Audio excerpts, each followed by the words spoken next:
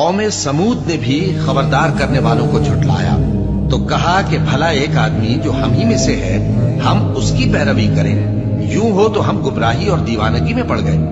کیا ہم سب میں سے کسی پر وحی نازل ہوئی ہے؟ نہیں، بلکہ یہ جھوٹا بڑائی مارنے والا ہے۔ ان کو کل ہی معلوم ہو جائے گا کہ کون جھوٹا بڑائی مارنے والا ہے۔ اے صالح، ہم ان کی آزمائش کے لیے اونٹنی بھیجنے والے ہیں، تو تم ان کو دیکھتے رہو اور صبر کرو، اور ان کو آگاہ کر دو کہ ان میں پانی کی باری مقرر کر دی گئی ہے، ہر باری والے کو اپنی باری پر آنا چاہیے۔ تو ان لوگوں نے اپنے رفیق کو بلایا اور اس نے اونٹنی کو پکڑ لیا، پھر اسے مار ڈالا۔ سو دیکھ لو کہ میرا عذاب اور ڈرانا کیسا ہوا۔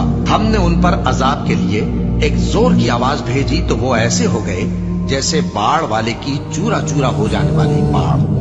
اور ہم نے قرآن کو سمجھنے کے لیے آسان کر دیا ہے، تو کوئی ہے کہ سوچے سمجھے؟